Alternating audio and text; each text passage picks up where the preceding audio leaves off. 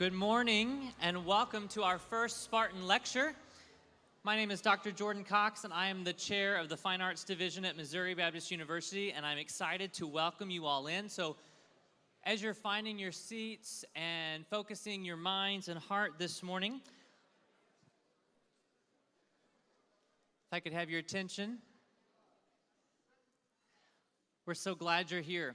On our first Tuesday of the month, our chapel services look a little different than they do on Thursday.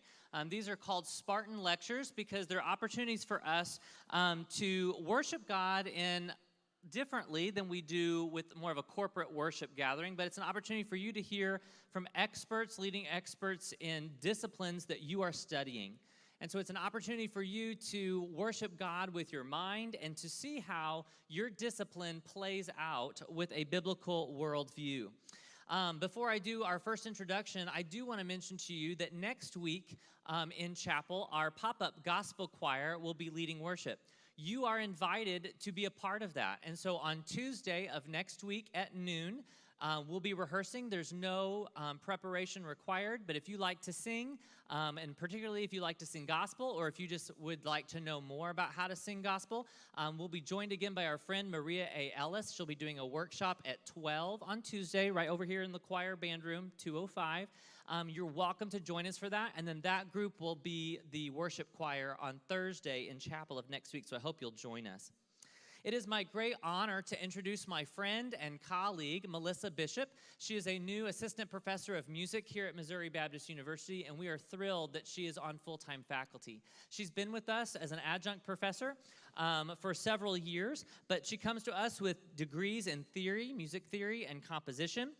Most recently, she was the director of the songwriting program at Webster, and for us, she's overseeing our theory, history, composition courses. So if those are courses that are of interest to you, or if you are an aspiring singer-songwriter yourself, this is definitely somebody that you want to get to know. She is a professional songwriter working with the Nashville market, but writes in a variety of styles. And I know that you will enjoy having her on campus, and hopefully many of you will have an opportunity to have a class with her. So if you would you please welcome Melissa Bishop. Good morning. How you guys doing? Good?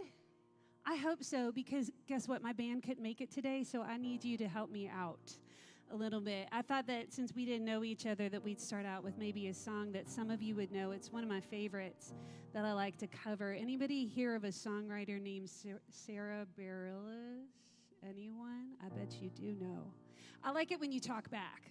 Okay, I like it. It gets a little lonely up here, so talk back to me, all right? So here's what I need you to do. I need two things. Because I love to find the gospel everywhere I look, this song means a lot to me. It's called Many the Miles. And in the chorus, I'll sing, how far do I have to go to get to you?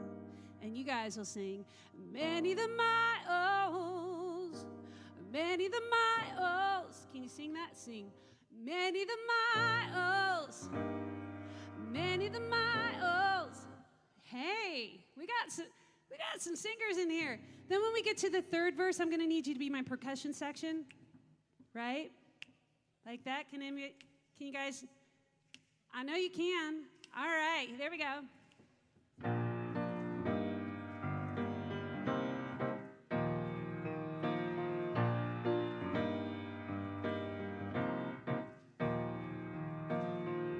There's too many things I haven't done yet, but there's too many sunsets that I haven't seen.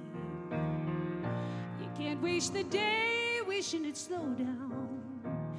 You would have thought by now that I've learned something. Yeah, yeah, yeah.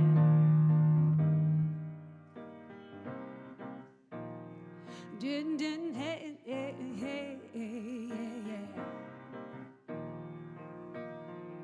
I made up my mind when I was a young girl.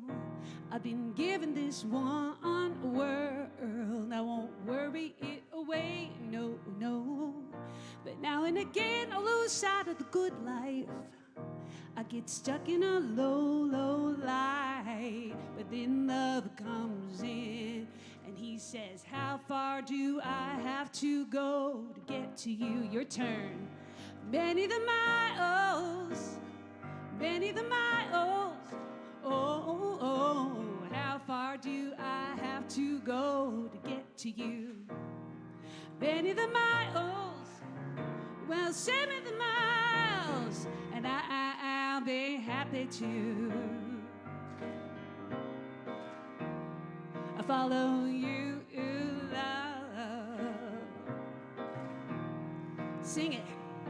I do what I can wherever I end up to keep a giving my good, good love and spreading it around, yeah, yeah. 'Cause I've had my fair share of take care and goodbye. I've learned how to cry, and I'm better for that. Sing it with me. How far do I have to go to get to you? Many the miles, many the miles. Can't hear ya. How far do I have to go to get to you?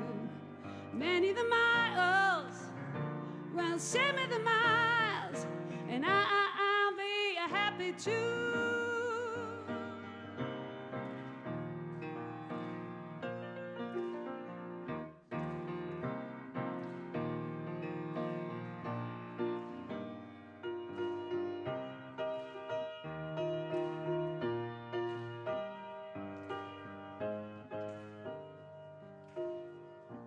Red letter day, keep going. I'm in a blue mood, wishing that blue would just carry me away. Well, I've been talking to God, don't know if it's helping or not, but surely something has got to give, 'cause I can't keep waiting to live. How far do I have to go to get to you? Many the miles, sing it, yeah. How far do I have to go to get to you? Many the miles. How far do I have to go to get to you? Many the miles. Well, send me the miles, and I'll be happy too.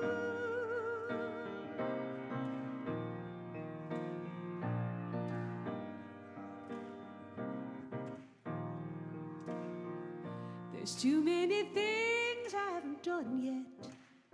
Well, there's too many sunsets I haven't seen. Give yourselves a hand. Great rhythm section, man. I just might have to talk to my band about that. Let them know I got a better one going. So I'm a singer-songwriter. I write for the Nashville market. Anybody like country music at all? I sure hope so. One of my favorite things to write is a story song, and this was my first country cut. Hopefully by the end of it, you'll recognize the group, the people group that we wrote this for. It was an interesting morning, and we had just gotten some heavy news in the national news, and my co-writer was playing, and he said, well, what does that sound like to you? I said, it just sounds like home. And so this is Wishing I Was Home.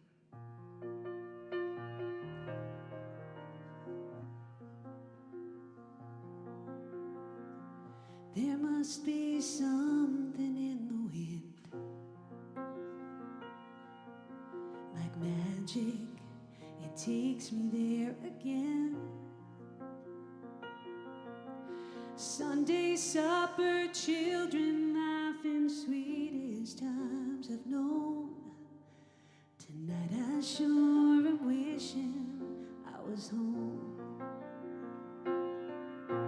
And sorry, oh my goodness, I was just in my head. I forgot to tell you guys that this was covered by a male artist, and so you need to know that when I start singing it, I'm singing it from a male point of view, okay? Like a big football player point of view, right? I look like a big football player, right?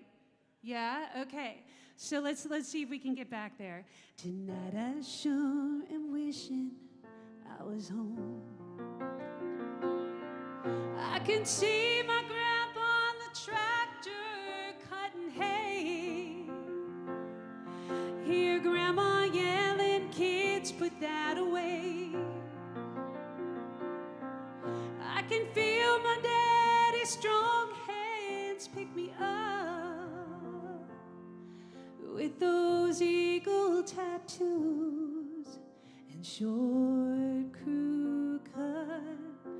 Remembering all those memories makes me forget that I'm alone. Tonight I sure am wishing I was home.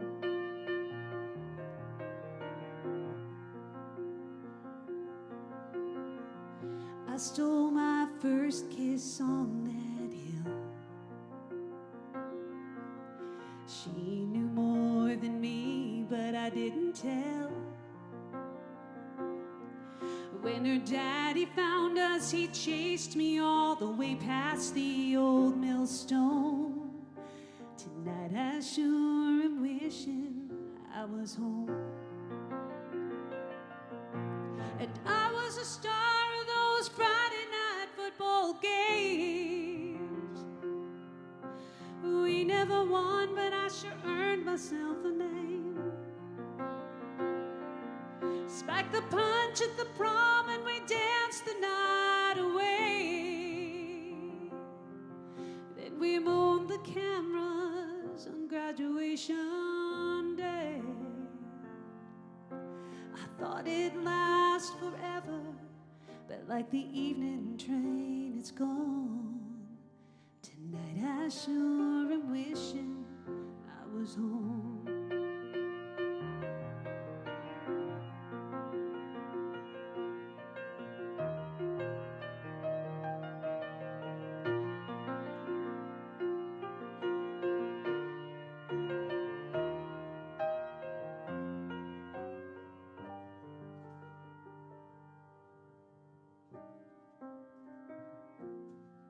It doesn't matter where you're headed, it's where you're from.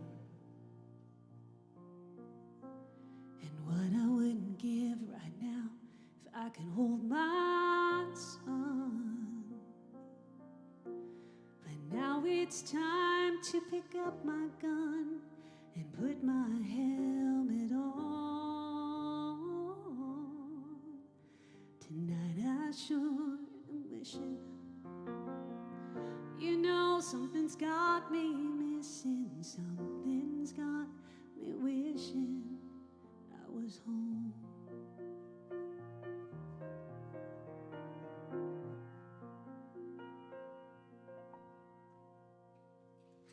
Thank you. Thank you. I love to get to chase a good hook. And sometimes I write for other people, sometimes I write for myself. And I was really privileged to get to know this woman. Her name is Sue Smith. She's an MBU alum, by the way. She's a heavy hitter in the songwriting world. And I took this idea to her, and we sat down and wrote it in like an hour and 15 minutes. And if I could leave you with a thought today, this is my personal prayer for myself, but I'd like it to be for you as well.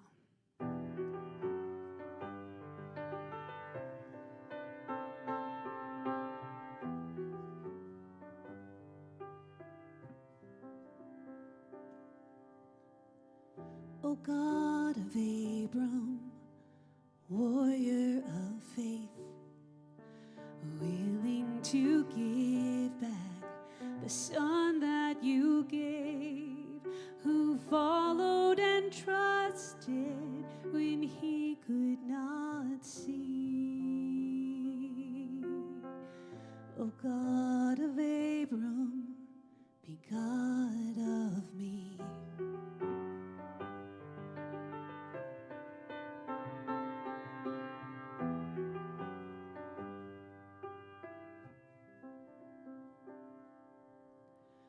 O O God of David, after your heart, flawed by such weakness and by failure scarred, yet depths of repentance brought him to his knees. O God of David, be God of me. In seasons of blessing, in seasons of woe, slay me, exalt me, this much I know, standing or falling, you are my lead.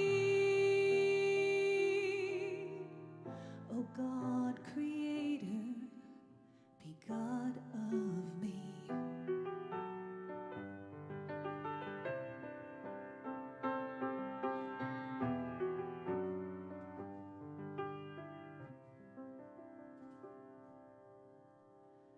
O God of mercy and unfailing love, I'm so far from holy, I don't measure up, but you are so faithful, your work to complete. I trust you to always be God of me. I trust you to always be God of me.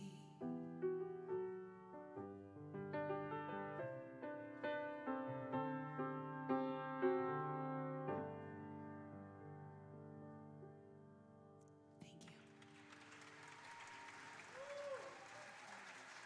You guys have been great. Thank you so much. Thank you, Professor Bishop. It's a joy to have you with us today. I'd like to introduce our speaker today. Dr. Keith Beutler is professor of history here at MBU, teaching a wide variety of courses in history and political science. He's the author of a new book, which he's going to talk about with us today, George Washington's Hair. That should catch your attention. How Early Americans Remembered the Founders. He earned his PhD in history from Washington University here in St. Louis, as well as his Master of Education from Union University, an MA in history from the University of Tennessee, and he and I share an alma mater for our bachelor's degree at Liberty University. So what I really appreciate about Dr. Beutler, though, is his passion for history, not so much just for history's sake, but for the sake of how we can better live today unto the glory of God. So would you all give a good MBU welcome to Dr. Keith Beutler.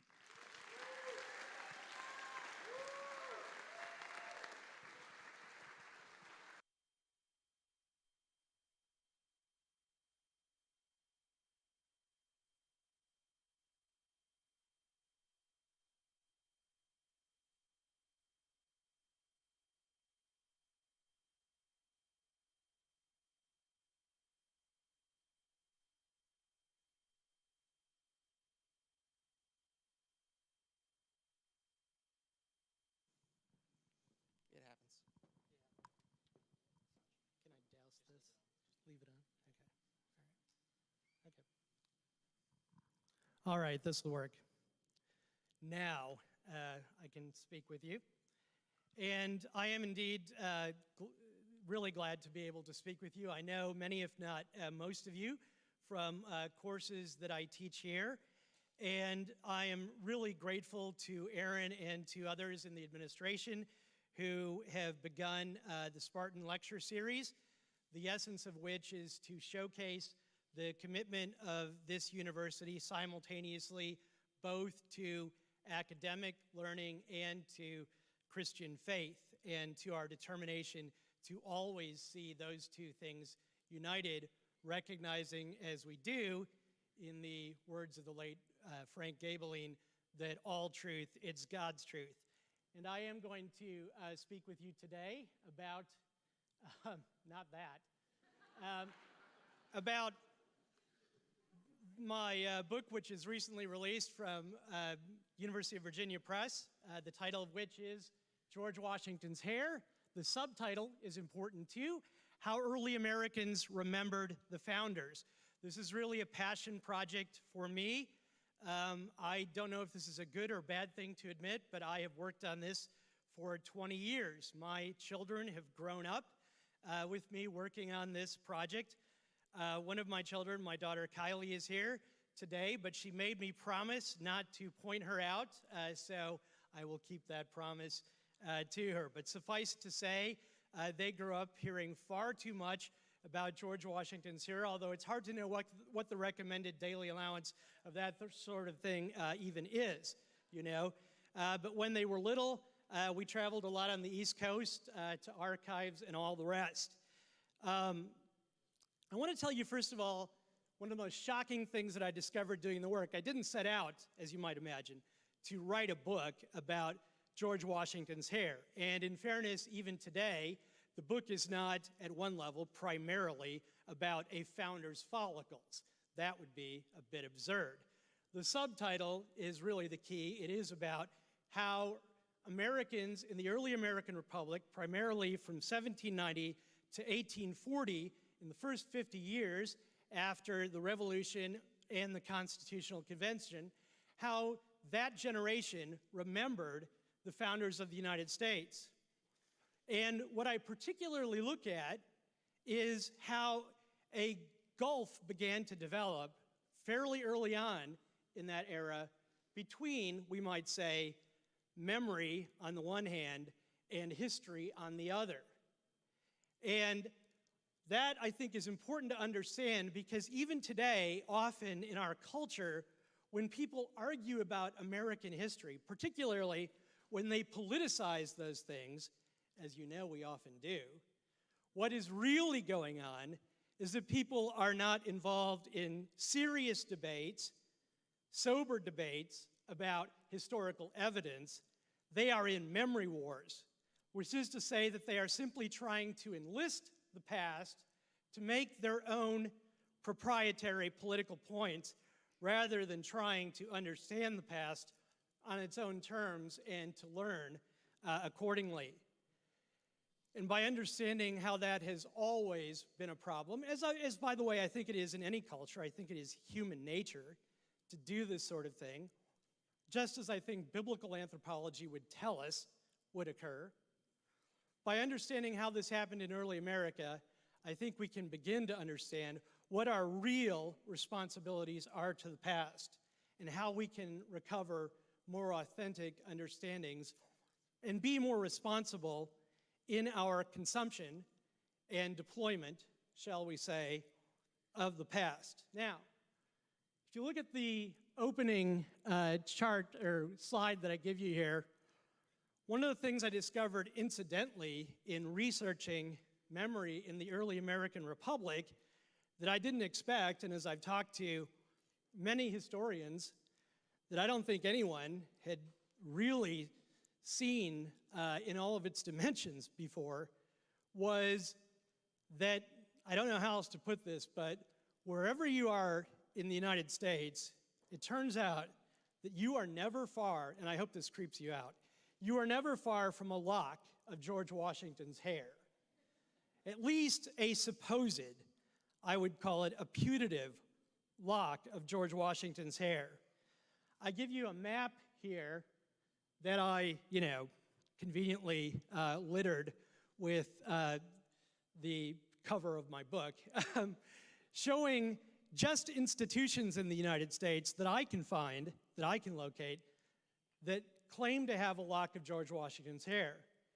And on that map, I have more than 100, well over 100. There are actually also many private collectors who have paid, in some cases, tens of thousands of dollars for well-attested locks of George Washington's hair. Now, do I know that all of these are real? No. I can tell you, though, because I do work on this period, and I know the handwriting and things like that of a lot of people close to Washington, and I can see the letters coming and going and trace a lot of things out, that the really crazy story is that a lot of this stuff is almost certainly real. This kind of thing happened. In Washington's day, Giving a lock of your hair to someone was a little bit like, I don't know, they were like the selfies of that day, I suppose you could say, a way of literally putting yourself out there. And as it seems was the case so often with Washington, with him, things just went to another level in terms of his fame and people's desire to, shall we say, literally get close to him. Now, if you're interested in the map, you can go, and I hope you will after we meet today. If you would sometime, go to georgewashingtonshair.com because there I maintain a website where I have a lot of things, but I have the map, and you can zoom in all the way to street level, and you can click on individual locations there, and you can look at individual, locks of Washington's hair, etc., and you can see, I don't know why that GIF isn't working there, but that's actually a GIF. Apparently it didn't translate in the way they loaded the slide, which is okay. But if you go to the site, you can see a GIF that in 10 seconds is going to show you 116 locks of Washington's hair. Another reason why you want to go there. And if you look at the map, you can navigate to the nearest lock of Washington's hair. Your family's vacations are never going to be the same, all right? Because now wherever you are in the United States, you can vector to the nearest institutionally held lock of George Washington's hair. I do recommend that you call ahead and see if it's available for viewing on a given day, all right? In case you're wondering, we're only about 3 miles right now from an institutionally held lock of Washington's hair. Out on Skinker, the Missouri History Museum has a fairly well-attested lock of Washington's hair. One of the trustees of Washington University, clearly related there, the fixation on Washington, in the 1930s paid a pretty penny to buy a lock of Washington's hair, donated it to the museum where he was also a trustee, and it is held there. Also, if you head a little further west toward Kansas City, Leila's Hair Museum. You can't make this up. There's a woman who was a hairdresser to the stars in the 60s and 70s, and she bought locks of famous people's hair, and she has a putative lock of Washington's hair. Now, is anyone related to Leila? Because this is the time to tell me, all right? And hopefully she's not listening. She's in her late 80s now, but just between us, I can't really vouch for her example. I've looked at the provenance. It's not a sure thing. To give you some reference, she also bought a lock of Jesus's hair, so, there's some interesting stuff going on there. But the upshot is that there are a lot of places you can go to allegedly see these things.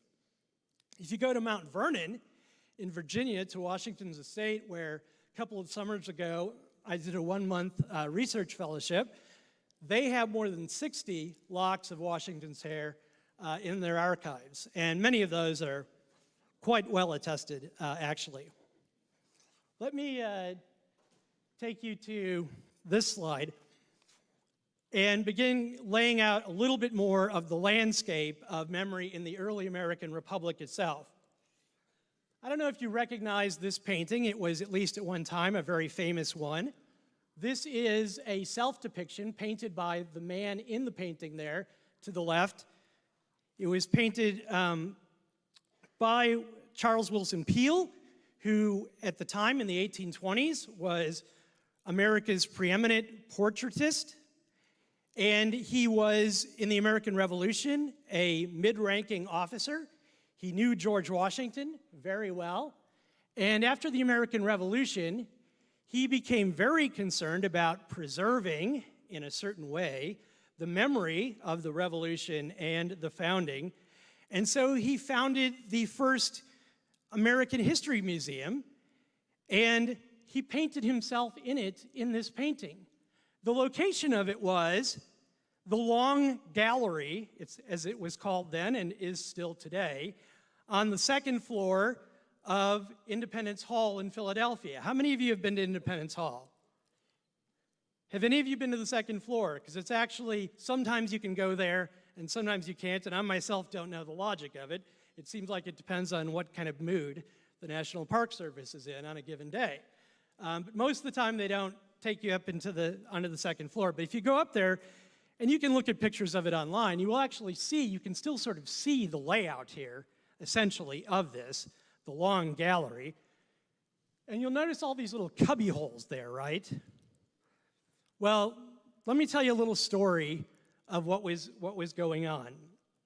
What Peale was doing there was that he was trying to instantiate, to try to make physically real, the dominant memory theory of his day, of the 18th and early 19th century. That memory theory most Americans had been introduced to by way of a Greek story allegedly told by Simonides of Chios that most Americans had learned of through Herodotus.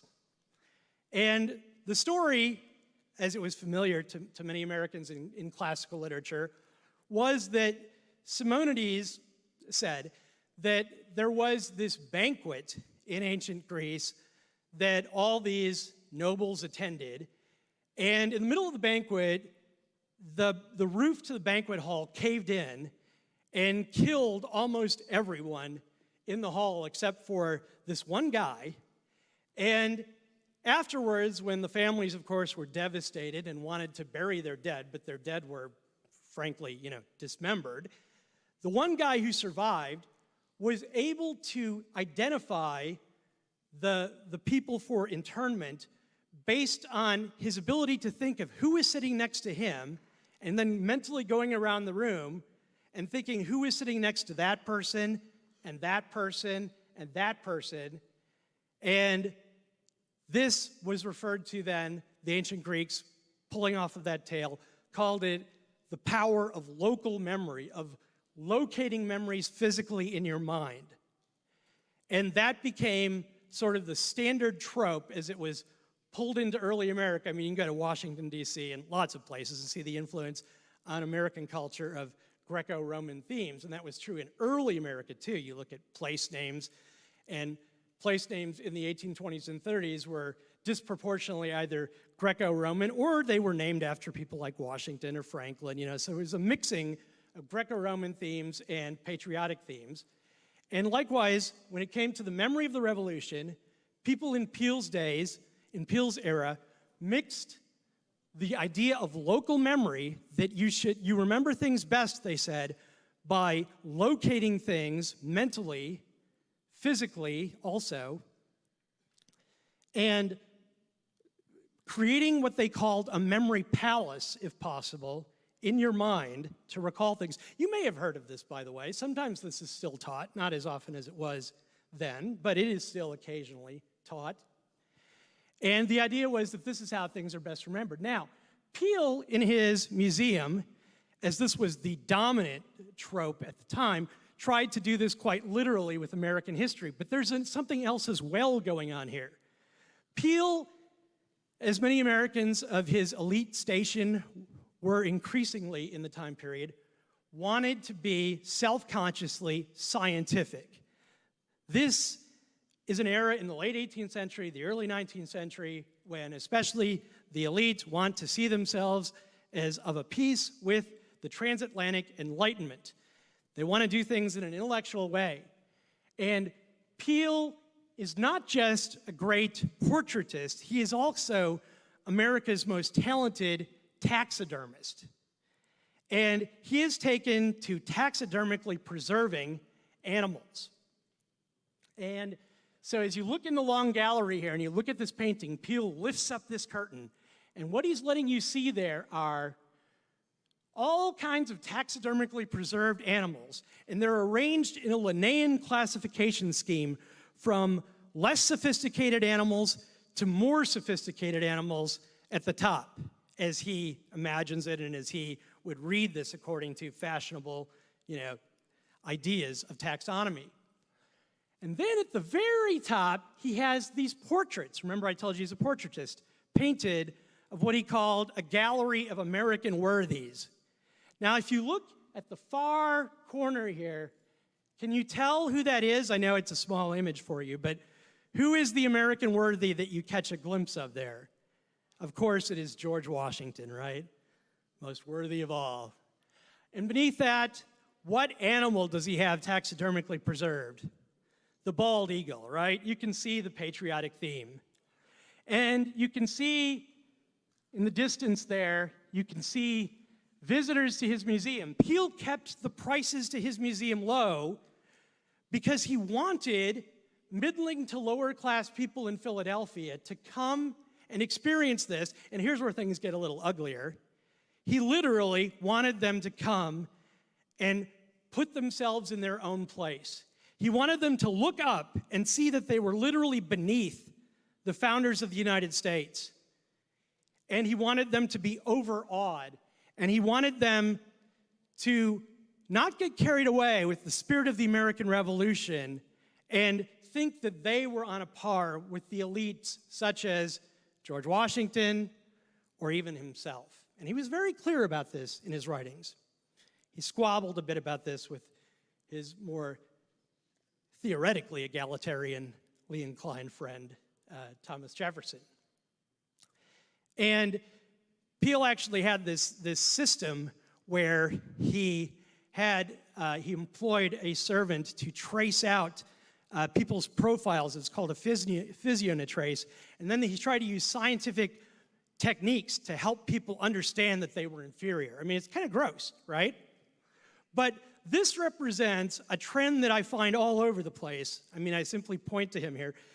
In the 1790s, in the 1810s, in the 18-teens, you find a powerful elite in America that is worried that the revolution is going to get out of hand, that it already is getting out of hand.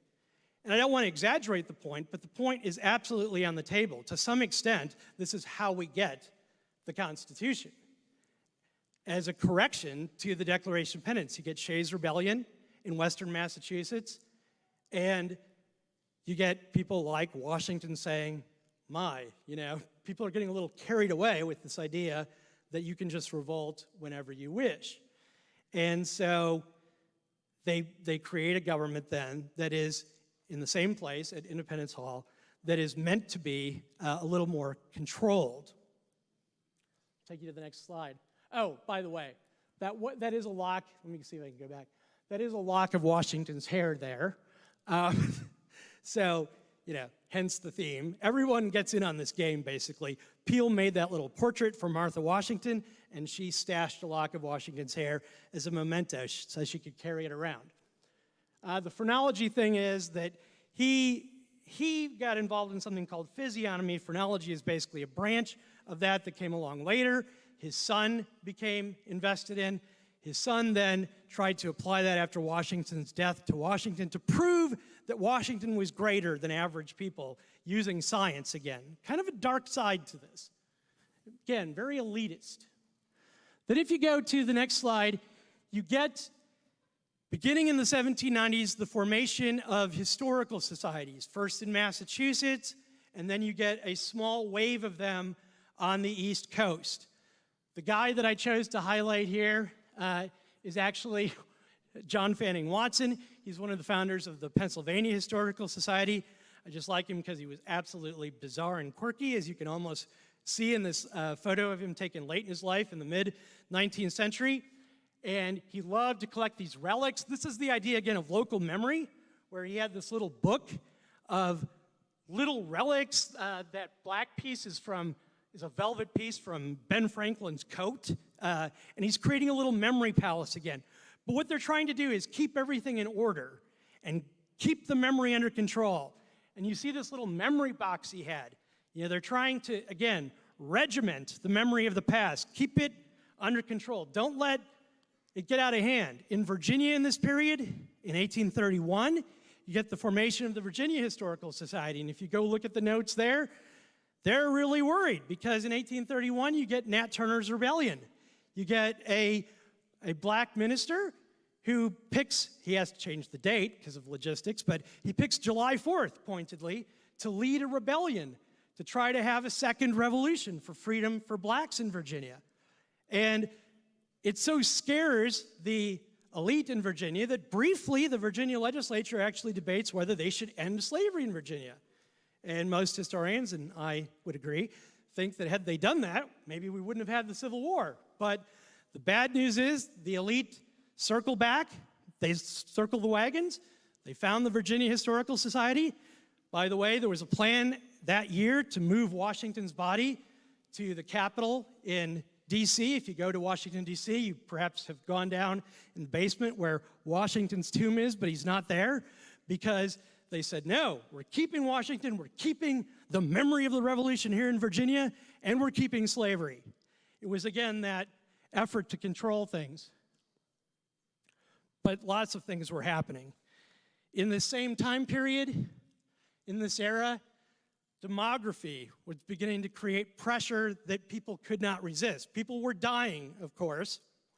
And I won't get into the nuances of this. You can, of course, read about it in the book. And by the way, the library gives you free e-access to the book. So through EBSCO, we have, I think the library has at least one physical copy, but you can also look at the library catalog and pull it up anytime and read any of it that you would like to through your MoBaP library card. And you can look at the nuances of this. But if you look at this data, what you're seeing is what I would call, from a data analysis perspective, a scissors effect. What I did here was I looked at the dates of death of randomly chosen veterans of the American Revolution, people who survived the Revolution, of privates on the one hand, a large cohort of those, and a randomly chosen cohort of officers of all ranks. Bottom line is, there were more privates, of course, to begin with, than there were of officers. Here I took even numbers, just to magnify another factor here, which is that the officers, not surprisingly, tended to be older. So that as you move toward 1840 in particular, you get this disparity in the data where, to sort of summarize this for you, if you look at the 1840 census, in an average village by 1840, you only have in the United States about 2 or 3 veterans of the Revolution, and almost every time they are privates. And now they're the only ones physically left. If you take that local memory theory, like physical representations, locations of memory, they're the only, as people said at the time, living relics to tell the memory of the Revolution. And they are going to begin to tell a different story than the elites. They are going to begin to tell more of a people's history of the American Revolution. And other groups are going to take advantage of the concern about this and begin to step up and tell their own stories. Women.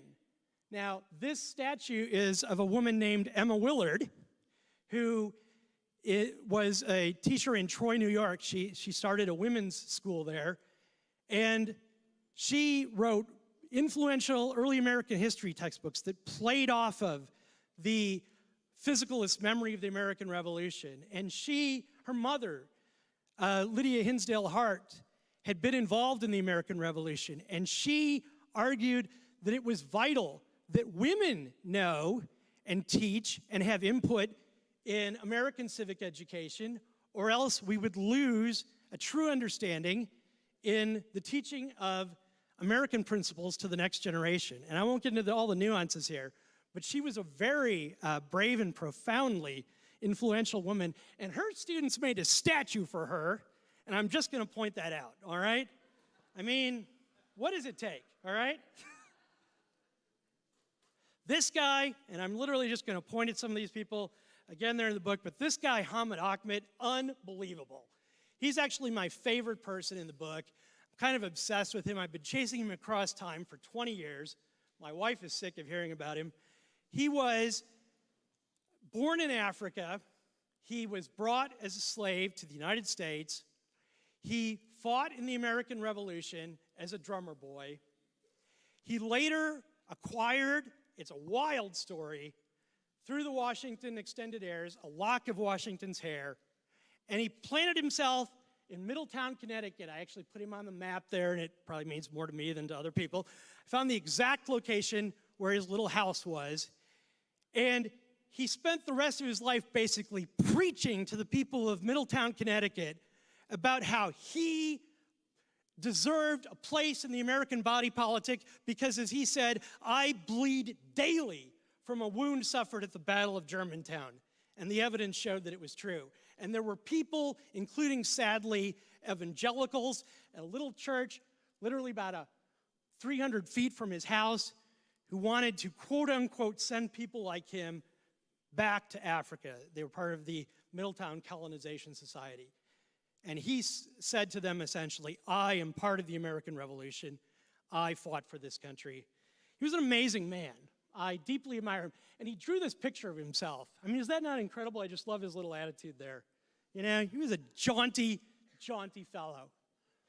These are illustrations of some of the people and themes in the chapter that I do on evangelicals in the early republic.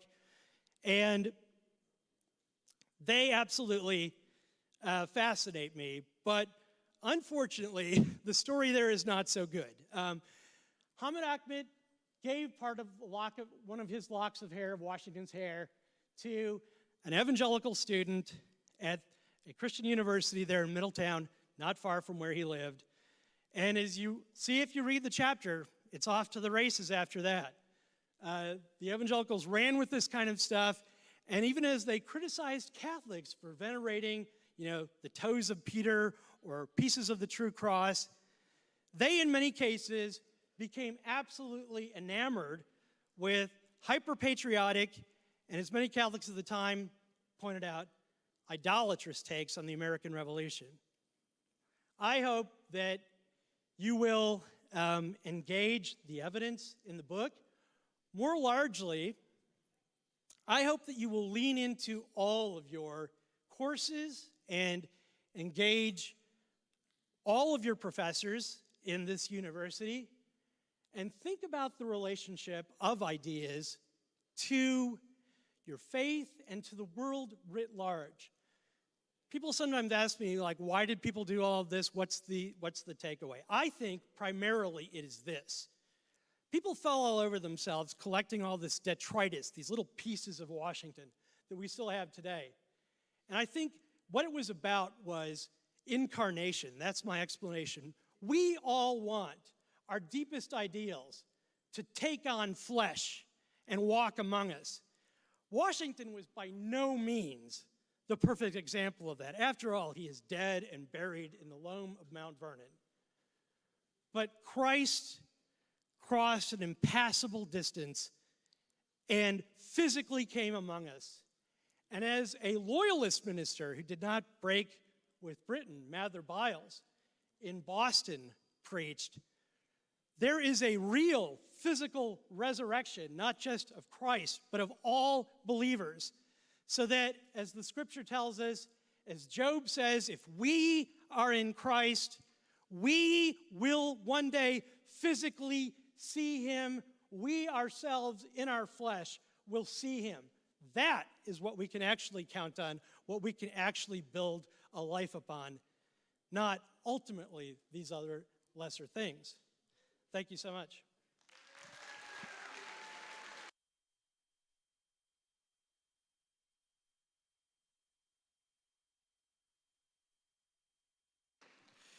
Thank you, Dr. Beutler. That was a stimulating talk on just your research for 20 years. We're just thankful for that and excited to think about how we can apply this in so many ways in our own disciplines as we try to navigate the relationship of ideas and memory. If you are here and you want a community life credit, I have a code for you. TTGG. All right. I hope you all have a great day. We will see you Thursday. Oh, we have a quick announcement. Jake, tell us. Shalom. Sorry. Yeah, I'm Jake. I work in Student Life. Real quick, we have life skills events coming up today, right after this at 12 in 503. They'll teach you how to sew. Yeah.